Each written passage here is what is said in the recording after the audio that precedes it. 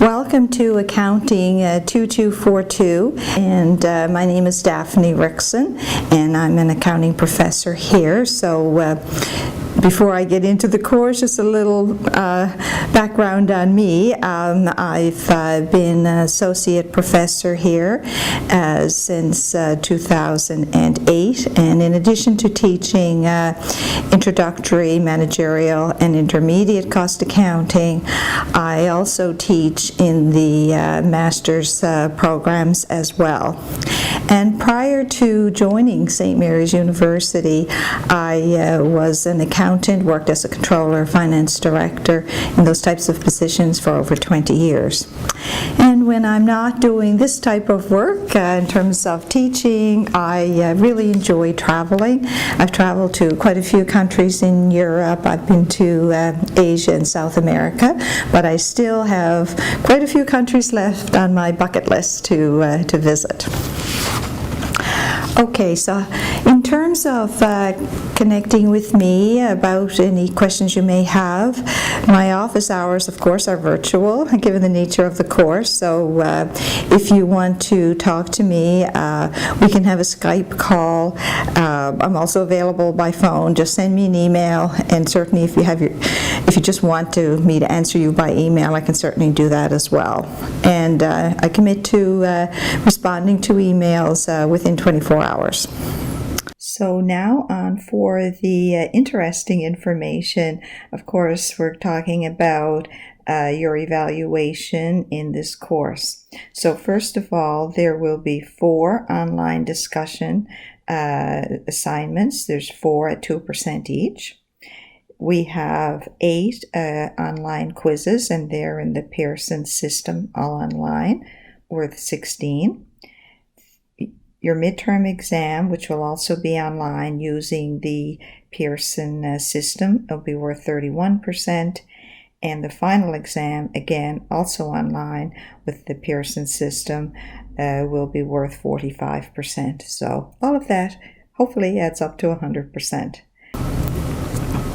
So given that this is a distance course, sometimes people find it hard to keep on schedule. So I've suggested a weekly schedule here. So it's a good idea to start off reading the chapter, then review the online interactive presentations. So there's online material there that accompanies the textbook.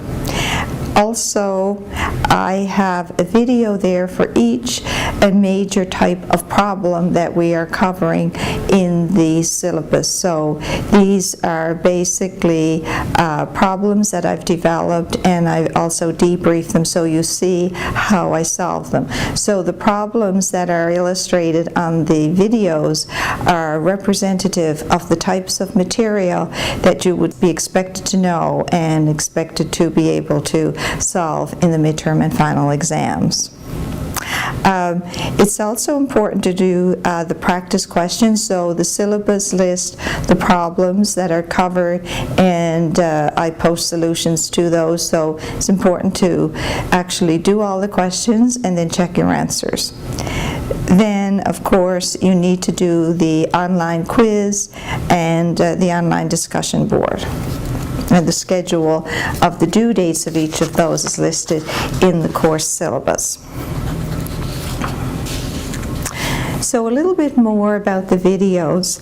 So what I've done here, I've recorded video for each chapter, except chapter 1, to demonstrate how to solve key problems.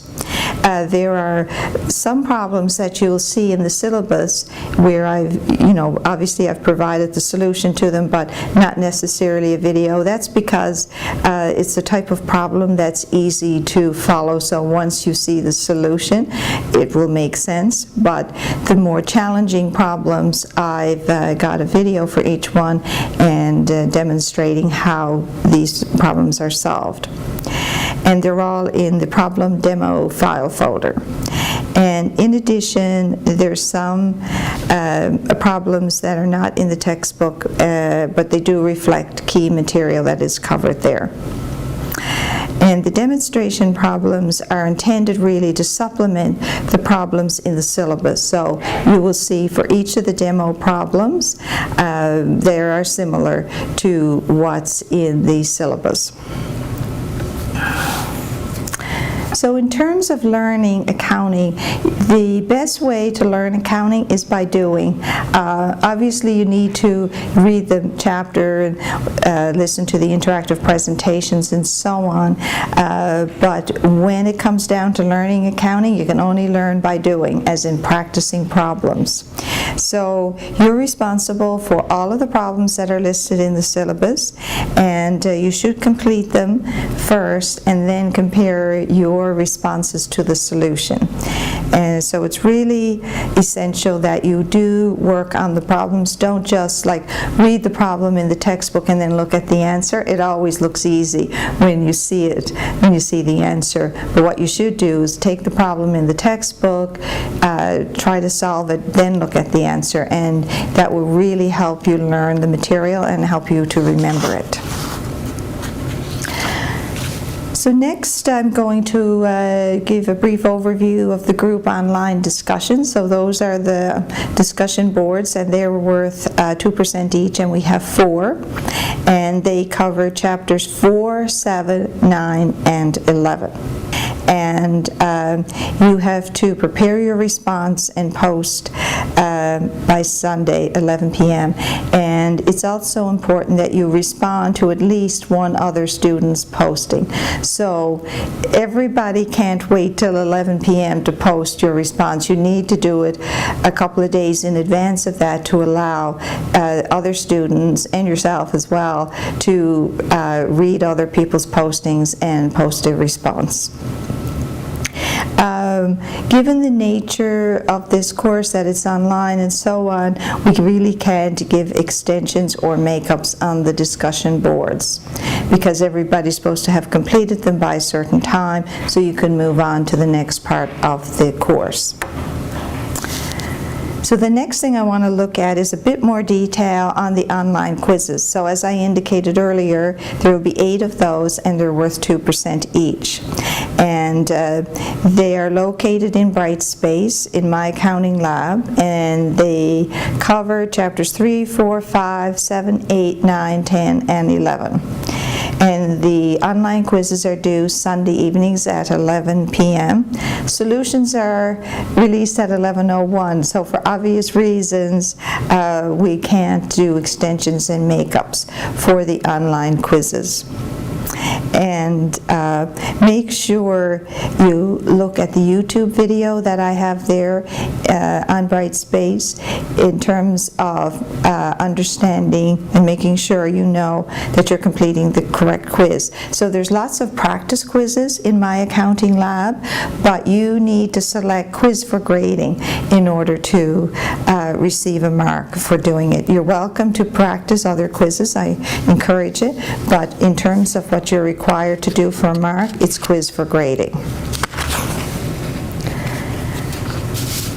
Okay, with respect to the midterm and final exams, there will be multiple choice. I do 10 multiple choice questions, and the multiple choice are typically word questions, so no calculations for the multiple choice, but the rest of the questions will be problem solving. The midterm exam will cover chapters 1, 2, 3, 4, and 5. And the final exam concentrates on the chapters covered after the midterm, so chapters 7, 8, 9, 10, and 11. You will need to understand certain basic concepts that are covered from before the midterm, but largely we will be focusing on the material covered after the midterm. So now that you have all the basic information about what's required in this course, I have a few tips for success. So first of all, I think it's helpful to prepare a schedule where you insert all your due dates for your various assignments and discussion board questions, and make sure you allow sufficient time. You know, when you're doing online work, you always have to build in a bit of a buffer to allow extra time for, you know, the system could could go down. You could have connection difficulties. It's winter in Nova Scotia. There could be a storm and a power outage. You really got to be thinking ahead and not leave everything for the last minute. So anticipate connection issues, or the assignment may be taking a bit longer than you thought it would. So build that into your schedule. And I think when you do that for all your courses, I recommend you do that for everything. Do up a full schedule and identify all the due dates for the various aspects of each of your courses. So having said that, if you do encounter any difficulty with the material in the chapters, there's something you're not understanding, doesn't make sense, please contact me and I will do my best to help you gain an understanding of the material. So the worst thing you can do is kind of like leave it and go on to the next chapter without having understood the concepts in the previous chapter.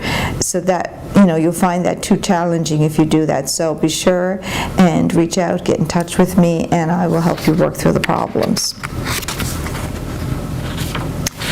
So we talked about My Accounting Lab. So this is where your quizzes are located, where the interactive presentations are, the discussion boards, and so on. So it's really important you follow the registration instructions. You must register from inside Brightspace. And I've got a YouTube video there and also a document on how to register for the My Accounting Lab. So if you're having any trouble locating the quizzes and the discussion boards and assignments on Brightspace, make sure you look at all the YouTube videos that are out there in the file folders for this course to illustrate how you're supposed to do this. And also remember, there's lots of practice quizzes, but you're only going to do the one that's marked quiz for grading.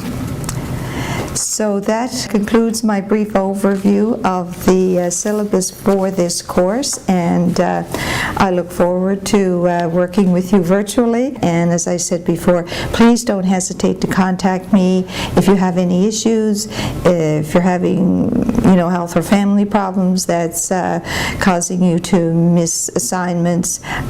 You need to let me know in advance so that we can work together to come up with alternate plans that would address your concerns. So thanks so much and have a good semester.